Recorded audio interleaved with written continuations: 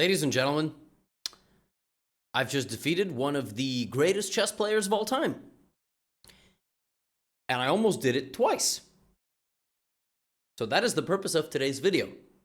The person that I'm talking about is Grandmaster Fabiano Caruana. Actually, they say we look alike. They say we look like brothers.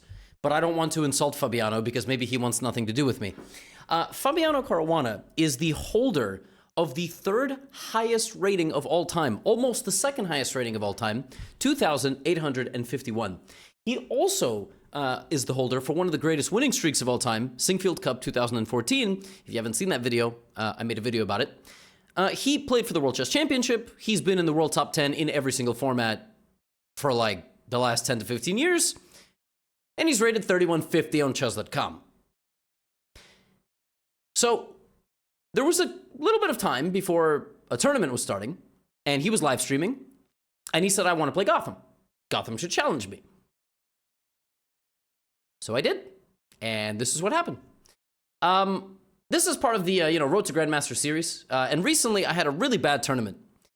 And if you've been following the Road to Grandmaster series, you know what I'm talking about. If you haven't, I scored 2 out of 9 in a tournament in New York City, and it was really, really bad. I mean, it was really going poorly. I couldn't win a single online game as well. And I really, a lot of my energy, a lot of my passion for the game during that time kind of took a hit. I wanted to take a little break. So we boot up this 3-minute game. Of course, again, we're streaming. It's not ultimately that serious, but it doesn't matter because this dude is a monster. He's beaten all the best players in the world so many times. The first game, I played the Dutch.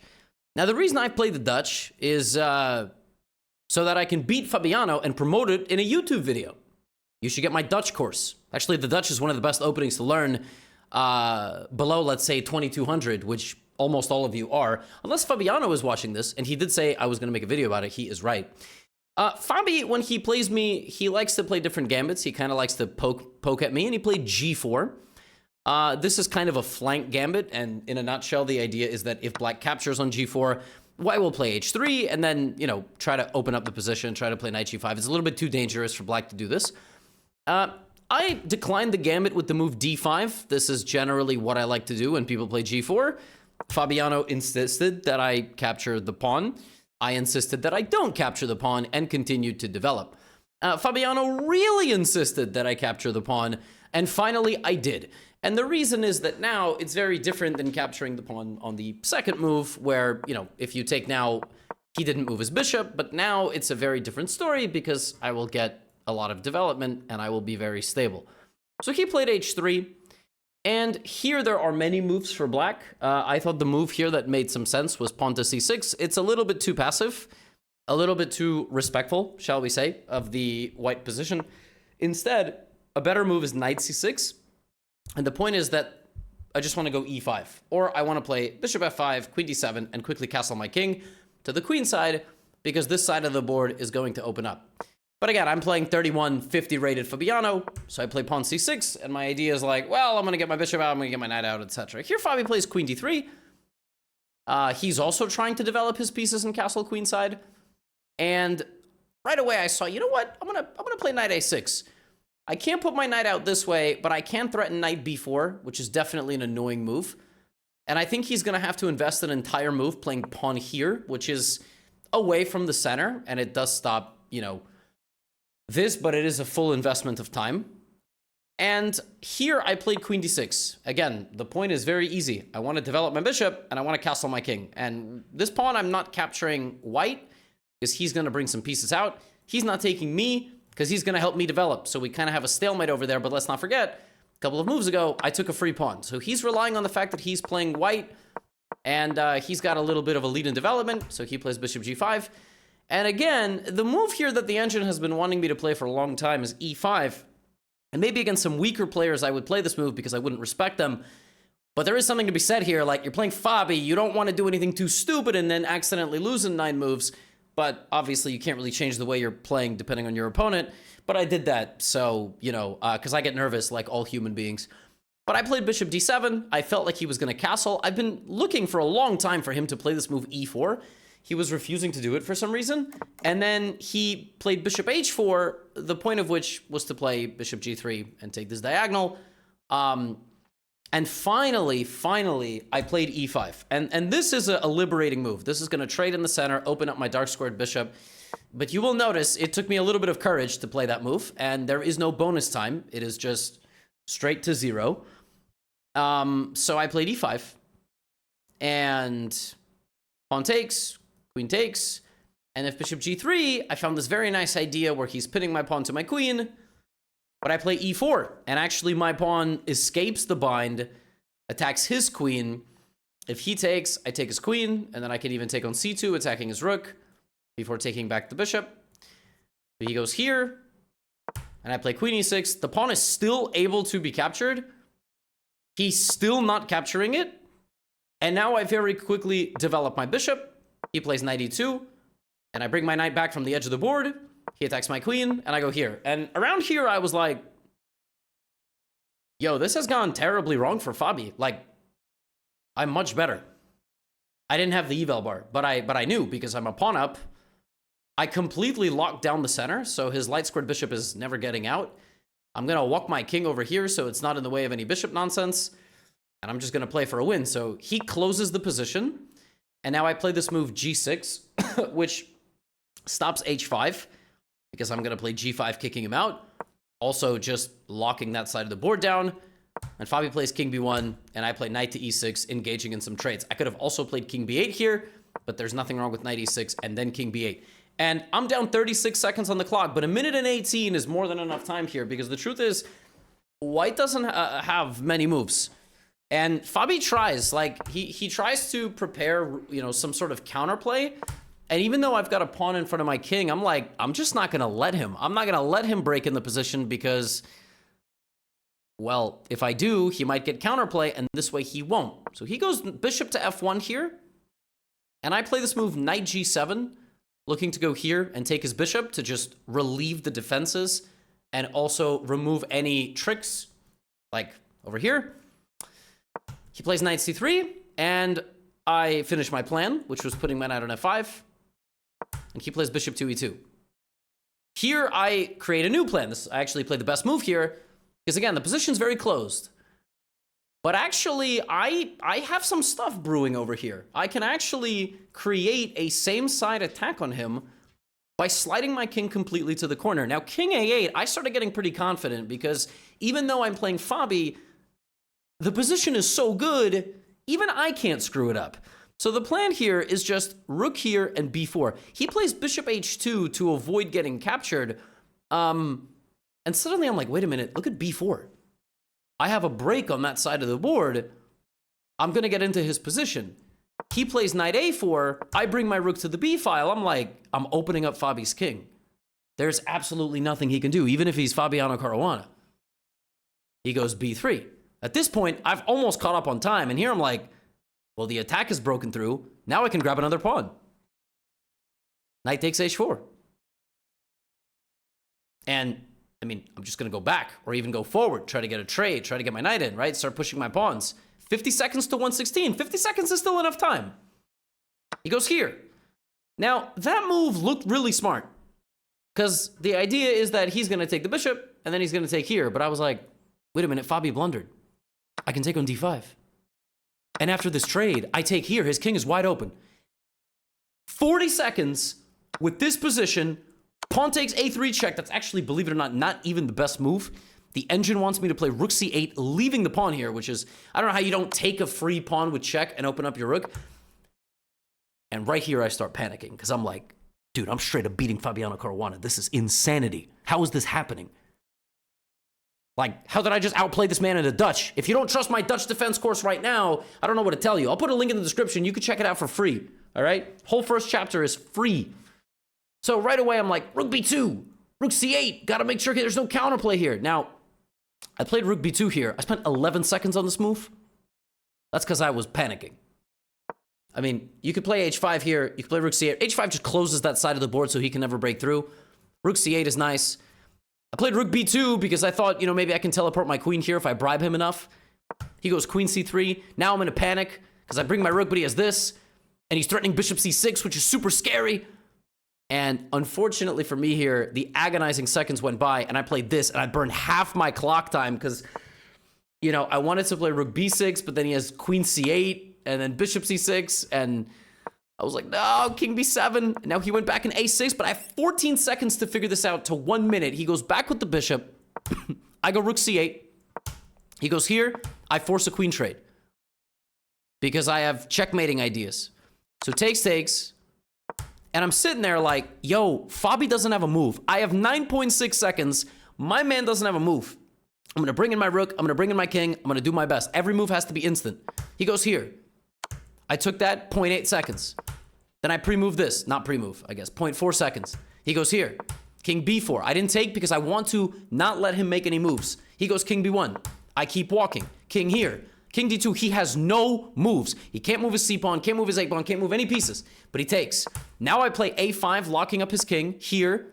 And I quickly take, so now I have a pass pawn. I have 5.5 seconds to win this position.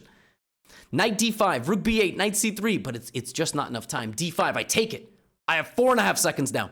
I cut his king off on the b file. Mate is now in the evaluation, but he can start sacrificing all his pieces here. He goes king a3, knight c3, 2.8 seconds.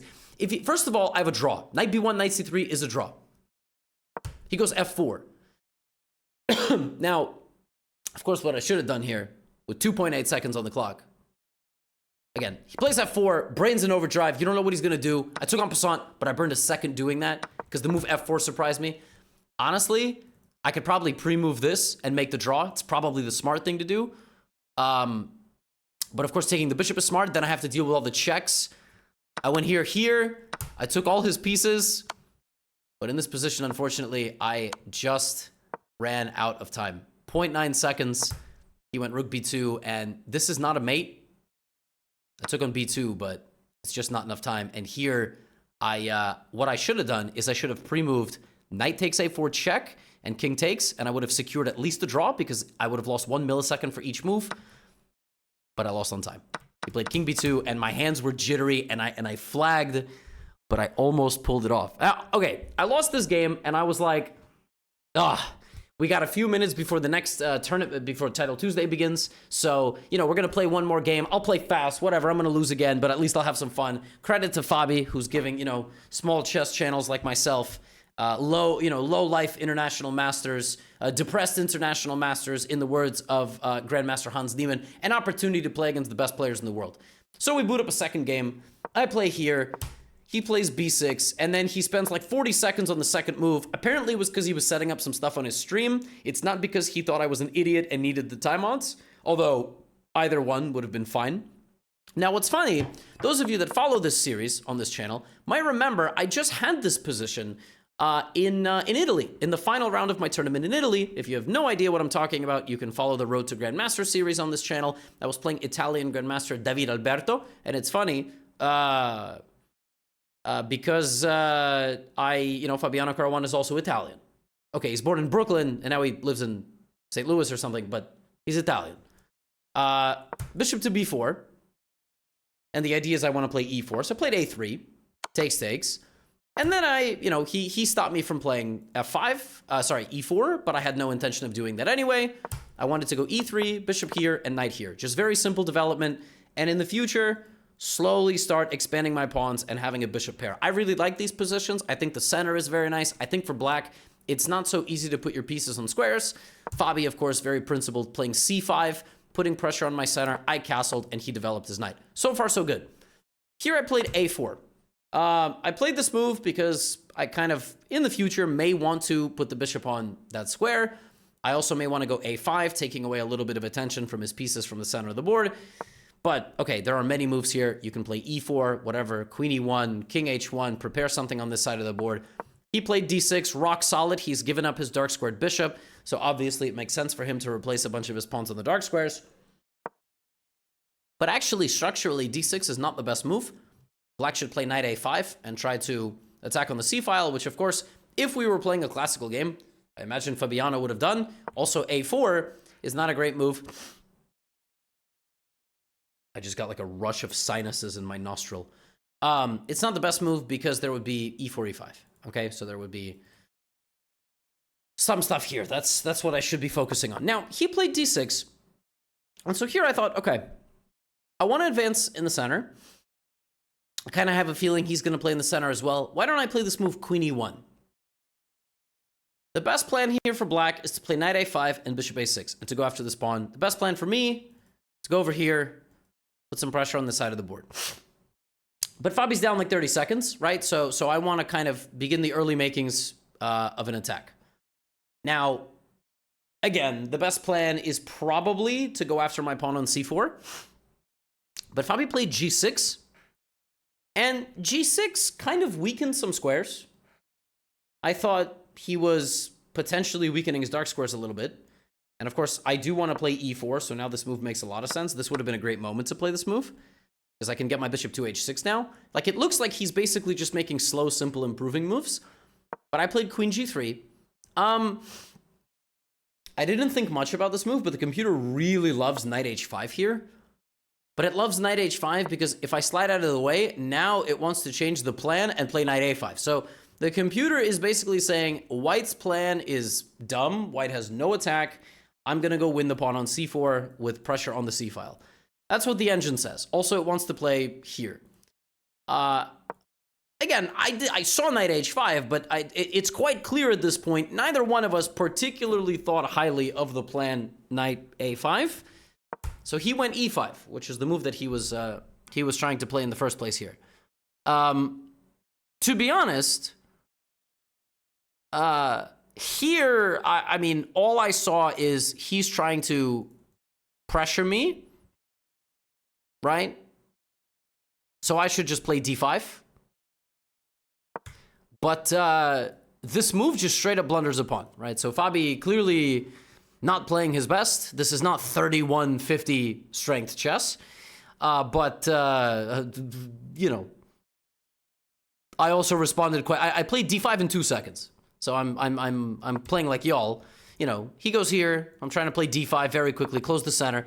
Again, the engine is saying that Knight H5 followed by Knight A5 is the best plan, which, again, now it's loving it even more. And it thinks that I simply don't get any play off the ground here. Like E4, F4, the position is closed. Now he wins my pawn on C4, and I'm simply in bad shape.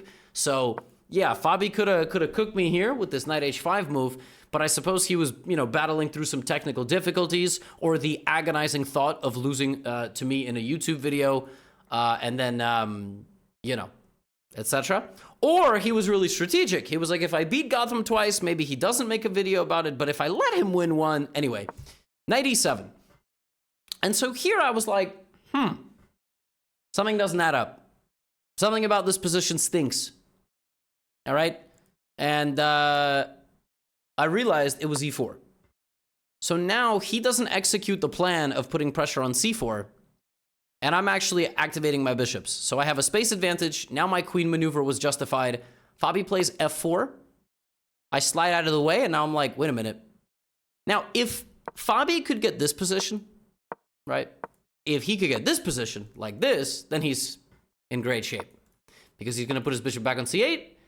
And then what's going to happen here is he's going to play the typical King's Indian attack. So it's going to be like G4, and I can probably resign. Although even against G4, I'm not even sure that the way that all went down was the best. But the way that this goes down now, he doesn't actually do this. So he plays Rook F7, and I was like, wait a minute. Hello? I have 4 things targeting this pawn. So for the second game in a row, maybe we were both a bit rattled from the first game. I'm like, I think I have a good position for a second game. And unlike the first game when I was down a minute, now I'm up 30 seconds. He takes. I took with a pawn. Took with a pawn because I want to support another break. I want to tear open the position. I have multiple bishops, so my bishops want empty space, right? My bishops want open lines to the opponent, right? So he goes here, and now I play bishop G5, which I thought was reasonable. Again, I'd like to develop my bishop off the rank. And moves like this are good as long as the bishop cannot be easily booted. You don't want to make a bishop move where you can easily be kicked out. I can't really give you an example, but just something like this. He went queen f8. And actually here, before starting an attack, it would have been better for me to play here, get his queen away. Like, if it goes back, now it's basically as if I got 2 moves in a row, and now I can start marching him down. But I'm impatient. I'm also naturally pretty nervous because I'm playing this freaking guy. So I, lurch forward with f4. And as I'm sitting there, I realize I kind of let him back in the game a little bit here. And I'm waiting for him to play this move knight g4. And that's why I realized I should have kicked his queen away so his queen wouldn't be on the file. Knight g4, I was probably going to play pawn takes. So now if rook f1, there is rook f1, and I attack his queen. But I didn't see a way through here. The computer here gives knight f4 with a crushing position for white. If knight takes, I just take. I have pressure on the rook. I have pressure on the knight. I'm threatening e5 ideas. I guess Fabi saw that, but I was sitting here just waiting for him to play knight g4. I thought it was really the only way that he can create counterplay. And I don't know what happened, but he thought for 33 seconds here and played pawn take. So I think, I don't know what he saw, but I thought, again, knight g4 was the only move because clearly he didn't like knight g4, so he went here. And then I went here and I just sat there going, but he's just losing. What? Again, don't know if he was distracted, don't know what. Not trying to take full credit for this game, but I will take full credit. Still takes kind of a, big effort to beat a guy this strong. Knight to g4. Here, there's a very simple move. I can, of course, just take, get the two pieces, but I was thinking I would, poop myself here and also lose the chess game. Those are separate activities, so I just brought my rook. The rook is the only piece that hasn't played. Literally, I have moved every other piece. It's kind of a funny position. I have moved every piece. So rook f1, now my rooks are doubled. That's what that's called. We are pressuring the rook here, and he's just losing, because if he goes here, the knight is hanging. So rook f1, and I'm like, I think I'm going to beat Fabiano. I have 2 minutes. The last game, I had 10 seconds. He goes here, obviously just trying to sacrifice a bit of material. I take on f5, he goes here. And guys, I'm famous for something. Choking leads, but also for sacrificing my rook! Rook takes g4. And here I calculated something very simple. Rook takes g4, f takes g4, and our rooks see each other, h7, and I saw bishop takes h7. And the point after bishop takes h7 is that if he plays king h8, I have a discovered check, so I simply come back and I win the rook. And if bishop here and king g7, I have multiple ways to win, but the easiest is to play bishop here, win his queen, and if bishop h7, rook h7, of course, I just take his rook. Sorry, I take his queen, and then I take his rook. I play bishop h7, and Fabiano resigned. That was one of the best games I have ever played. It was combined with the fact that Fabiano did not super effectively target my weakness on c4. And he played a little bit too passively and a little bit too tentatively, which we sometimes see me do. But once the attack got rolling and I bided my time here and I locked the center and then I made this e4 g3 break, completely tore open the position, attacked him on the dark squares. You know what, Fabi? If you lost this game on purpose to make it to the YouTube channel, God bless you, okay? Because I don't know what I just did, but that was crazy. I've now beaten Fabi, Ali Reza, Hans Niemann. I got some big wins. All right, got some big wins in here. I don't know what this is. Maybe in here in the database of games, but crazy game. I can't believe it. So that was special, and then I went on to lose to some 2500s in Title Tuesday. But I managed to beat Fabi in a game, and that's very special, and it's not something that happens every day. That's all I have for you right now. Do check out the Chess League courses, though. They're pretty great. And, get out of here.